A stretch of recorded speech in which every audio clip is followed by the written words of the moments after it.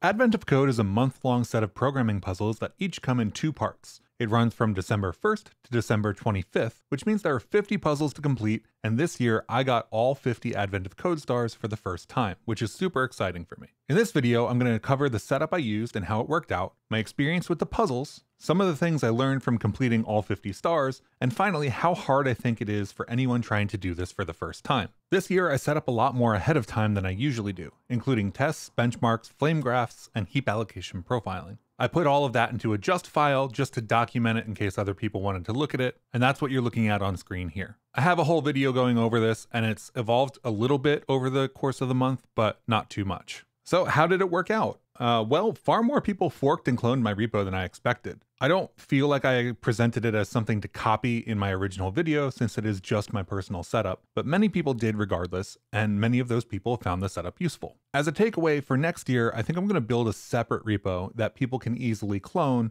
or use with Cargo Generate to get their own setups going. The test setup and the benchmarks were widely used, and it was very fun to see a lot of people benchmarking their solutions for what seemed like the first time, and doing things like checking their heap profile usage. Over the course of the month, I also added Devon in addition to Criterion, so we ended up with benchmarks from Devon as well as benchmarks from Criterion. Devon was great for smaller output that we could view every day very quickly, and Criterion was much better for diving into those results with graphs and comparisons across different solutions. The flame graphs themselves didn't turn out to be terribly relevant this year, mostly because hyper-optimizing specific parts of a program wasn't something we did in the videos very much. It was usually very obvious where the performance bottlenecks were, when there were bottlenecks, and benchmarking turned out to be enough to discover those. In the Advent of Code problems, there's very much either a brute force solution or the mathematical solution, and this year, a lot more of the puzzles required that mathematical solution, which meant that it was very obvious if your program was running for a few seconds that you had sort of the wrong approach. For takeaways, I think I might benchmark subsets of the application next year, as I'm already benchmarking different approaches, but I only benchmarked, say, the parsing versus the actual logic of solving the problem on certain days. But I did find those results fairly interesting because the parsing takes some amount of time and then the problem solving itself takes some amount of time. One thing that I had in this repo was actually a full-on Leptos site that built Rust on the server and Wasm in the client, and I had intended to produce a Wasm sort of solver site with this technology. As you can see on the right here, the site is actually set up and more or less working, even though I never actually shipped it. The takeaway here is that I really didn't have time to do the additional Wasm site work during the month. I think next year I'll either set this site up ahead of time or leave it out entirely. I still might make this site into a future YouTube video, but I definitely didn't have time to do that during the month of December while also doing Advent of Code. I think Just was especially useful, especially for documenting what commands I was running. As you can see here, if you type just-l, it will give you all of the commands and some documentation for them, as well as what arguments they take and things like that. As the month went on, I started using less and less of it when running tests though, and this was partially because any infinite loop caused orphaned processes, and I often had intermediate code that would include something like loop with nothing inside of it. I also ended up building a cargo script, which you can see here using the nightly cargo script support. I chose to use a couple dependencies like clap and num and request to be able to fetch my input and write it out to disk. The Justfile and some of the custom scripts, however, weren't cross-platform in every way. Many people tried to run it in just a regular command prompt or PowerShell and ran into some issues. I don't use command prompt or PowerShell. On Windows, I use NewShell just like I use on Mac OS, so I had never tested it there. I think the takeaway for this is that it was really a positive for documenting tasks, and it was okay to slightly negative for actually enabling people to run said tasks and work with things. I think in my mind, it was more of a documentation tool to show people what cargo subcommands they could be running to do different things, but many of the people who ended up cloning it actually ended up using the Justfile directly. So overall, what will I do differently next year? Well, for one thing, I'm currently checking in my input to this repo, and halfway or more through the actual Advent of Code, it was communicated that they would like people to not commit these text files to repos, even though I've been doing that for every year so far. So I need to remove these input files from the repo, and I don't exactly know what form this will take, whether it's just ignoring those input files or hiding them in CI so that I can run tests in CI and stuff. I'd like to benchmark in CI, for example, next year, if possible, and I'd like to be able to continue to work across multiple computers. For example, the benchmarks in the repo that I have listed are run on Mac and also run on Windows. Windows being significantly faster in some cases, or many cases actually. Storing the input in Git is the obvious solution for this, so anything else is likely to add more friction, and I still don't know how I'm going to achieve that for next year. Also, having a workspace full of crates, so this day one crate for example, with its own cargo toml, its own set of benchmarks, and its own binary folder, was great. I really liked this a lot. But I think next year I'll change the names of these, so part 1 and part 2 for example, because doing so allows me to run cargo build on the entire directory or the entire workspace to build all of those binaries a little bit easier. Right now, if I try to cargo build, I'll get a bunch of warnings and saying that the names of the binaries in each crate should be unique and that will become a hard error in the future. So I'd like to be able to run things like cargo build at the root a little bit more frequently. I'd like to do actual, say, distributions of those binaries in the GitHub releases or something like that. Maybe take advantage of cargo dist. So those names need to be unique. That brings us to actually solving the problems. Day 1, part 1 started off pretty straightforwardly. The input, which you can see on the left here, is a new line separated list of strings. This is very, very common for Advent of Code puzzles, having one major problem to solve that you need to apply to many different versions of that input for each line. This usually results in some number for each line that you then have to sum the results of. In this case, it was find the first number, find the second number, make one number from combining each of those, and then add all of those for each line together. So far, so good. This is a pretty okay problem for day 1, part 1. But unfortunately, this year's day 1 is perhaps exemplary in terms of the issues that stop people from continuing with Advent of Code. And I don't say this as a matter of opinion. According to the stats, which we're looking at right here, over 70,000 people did part 1, didn't finish part 2, and then never came back. It would be pretty unfair to compare these numbers from, say, 2023 to 2015, 2018, or something like that, because Advent of Code has grown a lot over the years. But overall, this is about 300,000 players, with 72,000 having dropped off. If we look at the stats for 2022, that number is up 55,000 players. There are a couple of reasons for this in my opinion. The first one being the part 2 version of the problem description was underspecified, and second, the part 2 test cases didn't accurately reflect the reality of the actual input that we were given. This input, for example, is not the actual input that you need to run to get your real answer, it's just test input. You get the real input by clicking on this down here, but for the underspecified problem description, it was unclear whether something like the word 8 followed by the word 2, as shown here, was 8WO, 82, or EIGH, the number 2. It turns out that individual numbers weren't replaced with words, but that the words for numbers were overlapping, which means that the overlapping numbers both counted, and the correct reading of this is the number 8 and then the number 2. This problem is fine by itself, but it doesn't include this issue in any place that actually matters, while the real input places this feature in load-bearing locations, such as at the end of a line. This is where we come to a sort of fork in the road. If you view these issues as part of the game or part of puzzles in general, then you might not view it as an issue, and might have even enjoyed having underspecified problem statements and input that had to be inspected to fully understand the problem. But according to the numbers, there's very clearly a whole other group of people for whom this completely stopped them from continuing to participate. And these features of the puzzles persisted through the other days this year. For me personally, I've seen this kind of thing in past year's puzzles, so I was able to deal with it effectively. But next year, I'll be advising people to only take on the part 1s if they're trying to learn a new language or doing Advent of Code for the first time. So they don't have to wonder if their understanding is wrong or if the problem was being intentionally tricky. Day 2's input provided a great example that I could use to build up. Day 2 provided actually a great input that I could then use to build out a number of different parsing library examples using nom, winnow, pest, regex, and more. I think picking a parsing library to use is something that isn't terribly important early on, but can make the later puzzles a lot easier to deal with. Even on day 2, you can see that the regex on the right starts to kind of explode because it doesn't have support for a dynamic amount of captures. This is probably going to be a whole other video I produced, so if you're interested in that, look forward to it. Day 3 brought our first grid location-based input. I first solved this one using the regular standard library rest functions for parsing, and then refactored that to use a library called nom-locate later. Nom-locate came in handy a number of times this year, allowing me to focus on writing parsers and automatically handing me the row and column information for any successfully parsed snippet. Here you can see this helper function that I wrote that gets the column, gets the line, and stuffs that into an ivec2 from glam, which we'll talk about later. Glam is the vector math library that underpins the Bevy game engine, and it provides types that I would have otherwise spent a ton of time writing by hand. This includes types like ivec2, a two-dimensional vector with i32 components, but it also includes a bunch of other helpful and useful types. I mostly used glam because honestly, I can't keep it together if I'm using .0 and .1 for tuples instead of .x and .y. But it's nice that it's basically no overhead and what I would have had to write anyway if I wrote my own position component, alongside some very useful helper functions. Day 5 introduced a number of different crates, including rayon and tracing. And in retrospect, after having done the month's worth of puzzles, this was the first day in which working on sets of ranges was the intended solution, which was a repeating trend later on. But this time I brute forced it by parallelizing with rayon and I called it a day. Tracing is a really foundational crate in the Rust ecosystem for distributed tracing and logging. In this case, we were using it for tracing output in our tests, and it turned out really helpful later on when we needed to log a lot more information and filter it down to what we just wanted to look at.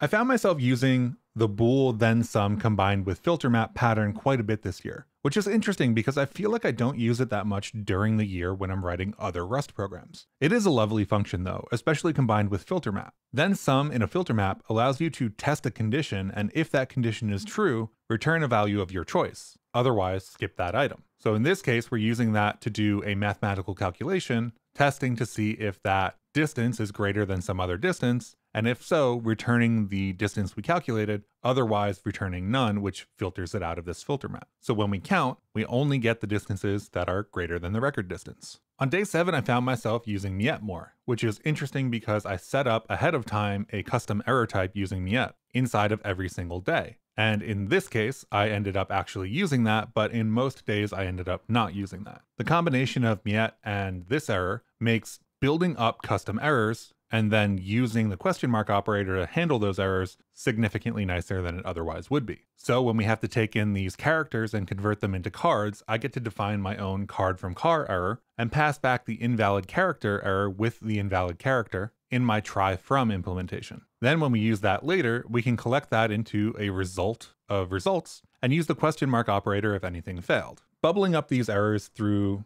using miette was a nice exercise in avoiding some unwrapping, even though Advent of Code almost always yields valid input, and if you have invalid input, it's more likely that you mistyped something. Dealing with turning iterators into arrays of specific sizes can be a little bit painful, so I also ended up using this setFrom function from Itertools, which allows us to iterate over the vec that we have and place that into an array of a pre-sized size. I prefer this method over doing a for loop and indexing, but either works. In day 8, we made good use of rstest to set up a number of cases to run through the same testing function. rstest made quite a few appearances, and I quite enjoyed using it this month. rstest allows us to set up the expected input and the test input, and then run a function against those each time. So in this case, we have 2 different cases. Unfortunately, day 8 was one of those Advent of Code special sauce type days, and knowing specific things about the input and how it was constructed made day 8 part 2 a lot easier.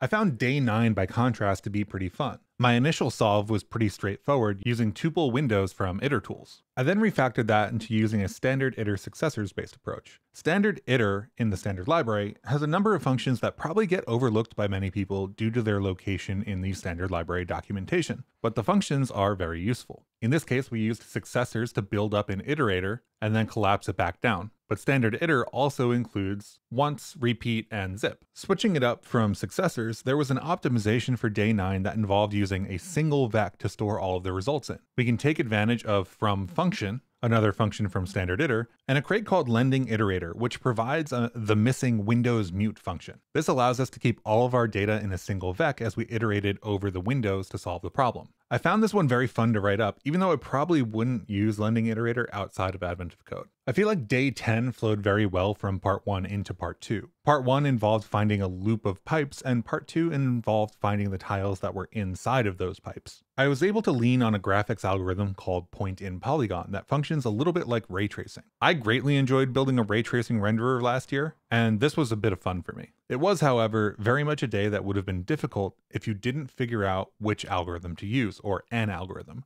You could have also used flood fill or another approach. Days 11 through 16 involve tracing, nom, glam, and were pretty regular, with the exception of day 12 part 2. Day 12 part 2 involved dynamic programming. I ended up getting lost building up a video explaining what this is and how it works, so I actually didn't get my solution for day 12 part 2 submitted until the 24th, but I'm still hoping to ship that video that I was working on. Cycles, of course, keep popping up throughout the month, but since we had already found the day that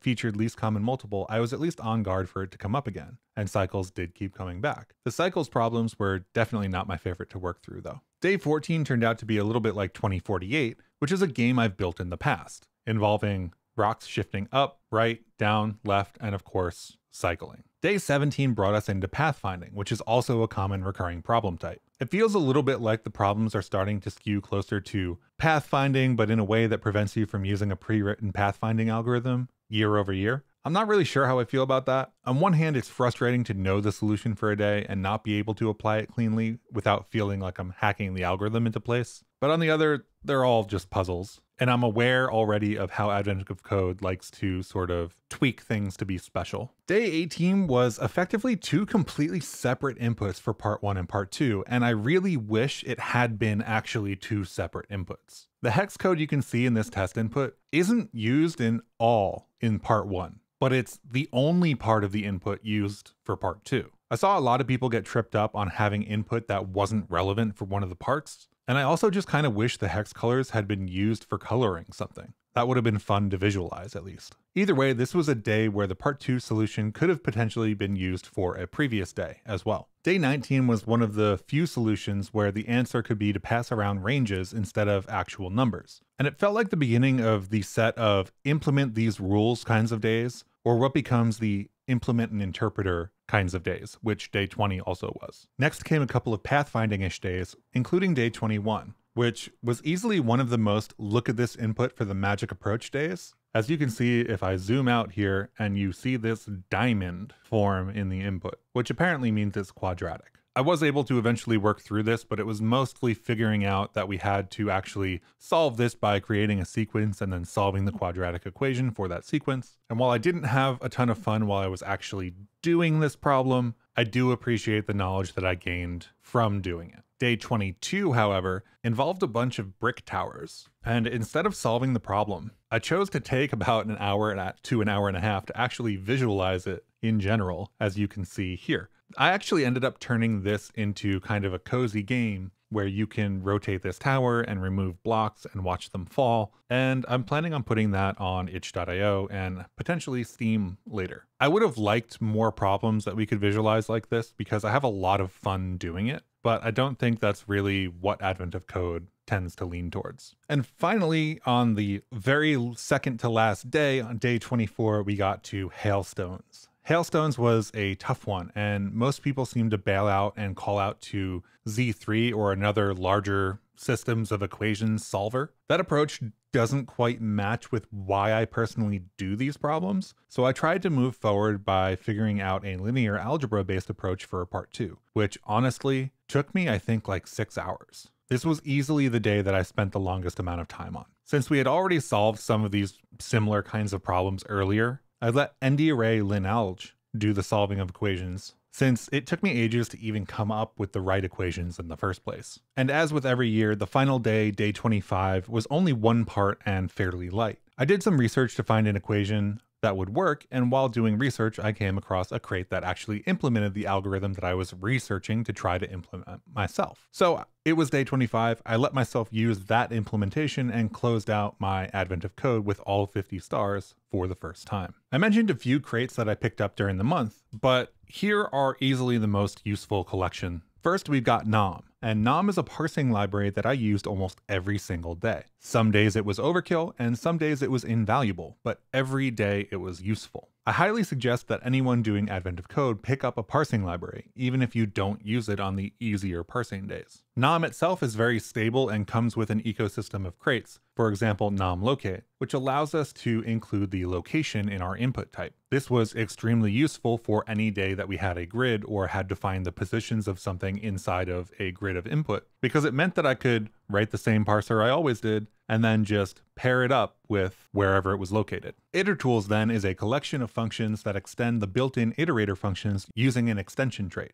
Tuple windows, the function we're looking at right now, was easily one of my most used, specifically because it allows me to define how many elements we should be windowing over. This is in contrast to the windows method on slices in the standard library, which returns you slices of indeterminate size. So you can't be guaranteed in your processing code that this has just 2 elements, even though you know you passed in the number 2 into windows. There are, of course, 2 interesting future stabilizations to watch out for, including map windows and array windows. Array windows does the same thing we had for tuple windows, but uses const generics to make sure that we have an array of size 2. Map windows then is the same kind of thing that you would get from a filter map or a find map or something like that. It allows us to take the windows and map the pairs into a new iterator. This is very specifically something we had to do repeatedly for one of the days of Advent of Code. There are a whole bunch of useful functions in Itertools, such as unique, sorted, counts, with position, min max, a couple of different ones for combinations, permutations, and Cartesian product, as well as some shortcuts like try collect, which coincidentally also has a standard library implementation in Nightly. That brings us to the 2 graph or pathfinding crates that I used this year, petgraph and pathfinding. The biggest difference between these two is I would use petgraph when I actually need to construct the graph, and it's also a crate that I've used in the past for building out blueprints likes or pipe and spoke type user interfaces. If the priority is instead on the algorithm and you're not building up that graph, then pathfinding can be a really good option. It includes not just a set of algorithms that are commonly used throughout the year and every year for Advent of Code, but it also includes some miscellaneous structures that can be very useful, such as a matrix, which has presets for each of the 4 directions that you might need to move in for one of these algorithms. Of course, speaking of those data types, glam is a crate that I use every year. As I covered before, it underlies Bevy's vec implementations and is basically well-established versions of the custom position structs I would have built otherwise. As a bonus, they come with a bunch of useful utilities, like including constants for all of the cardinal directions, x, y, neg-x, neg-y,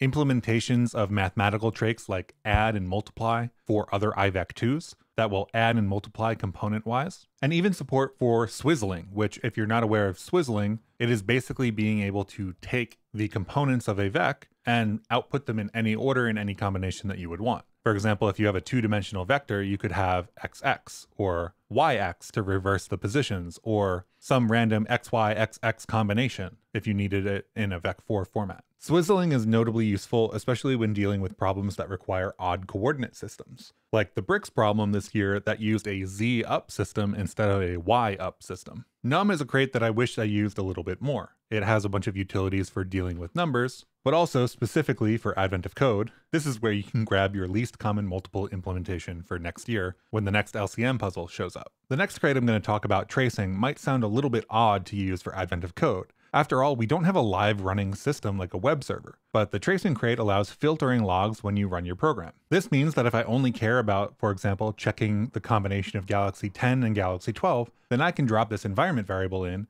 and filter the logs for just those easily without having to add custom if expressions around debug macros inside of my codebase. Now, instead of needing to modify source code, I can just look for IDs 1.7, IDs 3.6, IDs 8.9, or IDs 5.9. And rayon, of course, is a gem of the Rust ecosystem, in my opinion. And in Advent of Code, if your brute force solution is close enough, but you just need a little runtime boost, rayon can help out quite a bit. This year, there were a few linear algebra problems, which means that I could have made more use of ND-array, and specifically ND-array linear algebra, after setting up my systems of linear equations. Glam, of course, has a few matrix types, but ND-array is far more powerful and scales up to many more rows, columns, and other dimensions. One crate that I wish I had used more this year is pretty assertions. It's not every day that you need to match against a glob of giant text in tests, but pretty assertions makes it easier to notice differences when you do have to do that. So what did I learn this year? Well, my linear algebra knowledge is homegrown. I didn't learn it in school, so I have gaps where other people don't.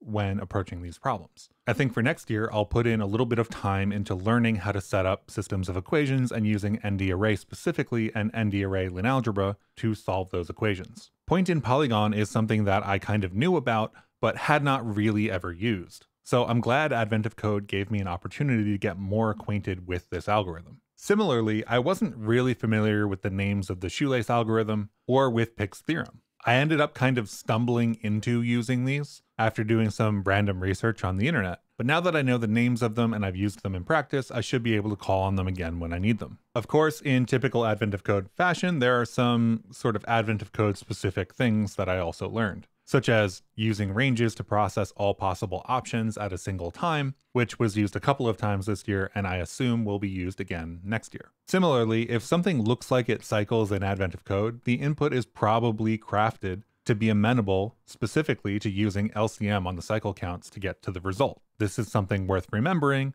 because getting there without knowing that fact ahead of time can be tough. And finally, the stoer-wagner minimal cut on graphs algorithm is an algorithm I wasn't familiar with before and became familiar with due to the day 25 this year in Advent of Code. So with all that said, how hard is it to complete Advent of Code?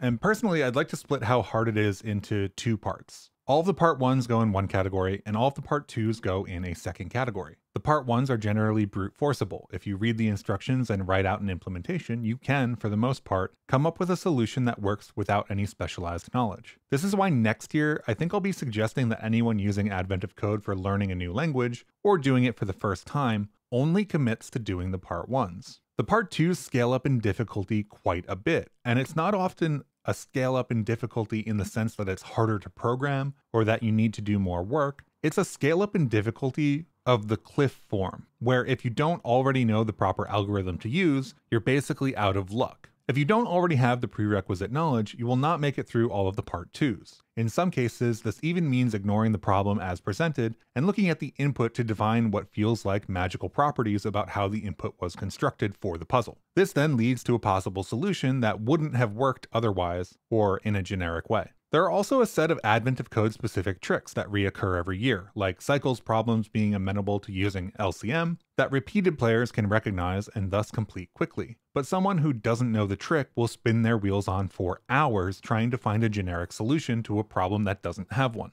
In my opinion, unless you've already experienced the part 2s for Advent of Code, or you've done similar programming puzzle challenges before, you should only commit to doing the part 1s, and use the answer thread to see how people solve the part 2s if you want to. Advent of Code itself is not set up to be a learning resource, but if you approach it this way, then you'll get a rough understanding of the problem by completing part 1 before potentially learning about a new algorithm you might not know about for part 2. And most importantly, I think this approach will prevent you from dropping off like the 70,000 other people did on day 1 this year. Am I happy I did Advent of Code this year? Yes. Will I do it again next year? Also yes. Is it worth sticking strictly to the rules Advent of Code sets up? Well, no. I think you should find help in community. Look at the answer threads when you get stuck, and consider the puzzles a chance to learn about new algorithms that you might not need throughout the year. Don't treat Advent of Code as a test of your engineering skill, because that's not what Advent of Code is. Advent of Code is a set of puzzles that are sometimes unfair in their construction. Focus on having fun and learning new things, rather than trying to solve every problem on your own. In my opinion, getting 50 stars isn't about claiming I was able to solve every puzzle independently with no help. It's about having worked through all the puzzles at all,